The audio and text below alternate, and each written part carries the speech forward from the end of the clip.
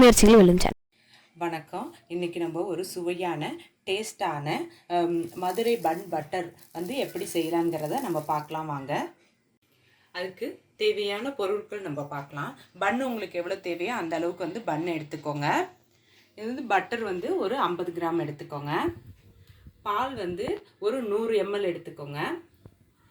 சர்க்கரை வந்து தேவையான அளவு எடுத்துக்கோங்க. இப்போ வந்து பட்டர் பன் வந்து எப்படி செய்யலாம்ங்கிறத பார்க்கலாம் வாங்க. இது பன் பட்டருக்கு வந்து நான் பன் எடுத்துருந்தேன் பாருங்கள். அந்த பன்னை எடுத்து இது மாதிரி கத்தி எடுத்துக்கோங்க. எடுத்துட்டு கரெக்டாக ரெண்டையும் வந்து கட் பண்ணிக்கணும். சரிசமமாக வந்து இதை வந்து கட் பண்ணிக்கணும். அப்போ தான் நமக்கு வந்து ரெண்டு பக்கமும் வந்து பட்டர் வச்சு இதை வந்து சுட்டு சாப்பிட்றதுக்கு வந்து நல்ல டேஸ்ட்டாக இருக்கும். இந்த பாருங்கள், இது மாதிரி தான் நம்ம வந்து கட் பண்ணிக்கணும். நான் இதே மாதிரி நான் எல்லாத்தையும் கட் பண்ணிவிட்டு உங்களுக்கு காட்டுறேன். நான் வந்து பன் பட்டருக்கு வந்து பன்னு எல்லாத்தையும் நான் வந்து ரெண்டாக வந்து எல்லாத்தையும் கட் பண்ணிக்கிட்டேன். இந்த மாதிரி கட் பண்ணிக்கிட்டு அடுத்தது வந்து பார்த்திங்கன்னா நம்ம எடுத்து வச்சுருந்த பட்டரை வந்து ஃபுல்லாக வந்து இதில் வந்து தேய்ச்சிக்கணும்.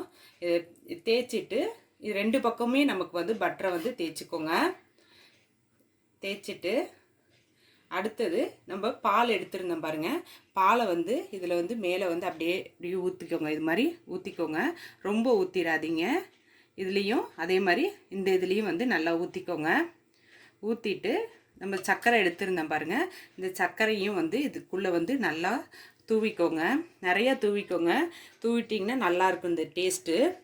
இதே மாதிரி எல்லாத்தையும் நான் செஞ்சுட்டு நான் உங்களுக்கு அடுத்தது காட்டுறேன். எல்லா பன்லேயும் இந்த பால், சர்க்கரை, பட்டர் எல்லாத்தையும் வந்து ஃபுல்லாக வந்து ஸ்ப்ரெட் பண்ணுற மாதிரி வச்சுட்டேன். இப்போ வந்து அடுப்பை பற்ற வச்சுட்டு இது மாதிரி ஒரு தோசைக்கல் போட்டுக்கோங்க. போட்டுட்டு நம்ம பட்டர் எடுத்துருக்கோம் பாருங்கள். இந்த பட்டர்லேருந்து இதில் கொஞ்சோண்டு மட்டும் இதில் வந்து போட்டுக்கோங்க. போட்டுட்டு நம்ம பன்னு ஃபுல்லாக வந்து இது பண்ணி தடவி வச்சுருக்கோம் பாருங்கள். இந்த பன்னை வந்து இதில் போட்டுக்கோங்க. போட்டுட்டு இது மேலேயும் கொஞ்சோண்டு வந்து பட்டரை வந்து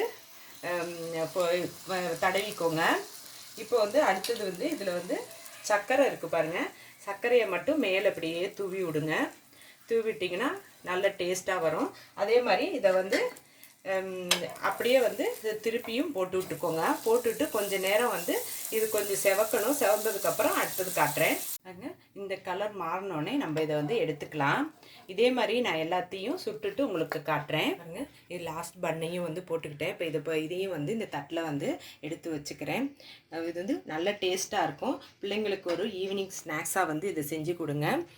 மதுரை பன் பட்டர் வந்து ரெடி ஆகிடுச்சு.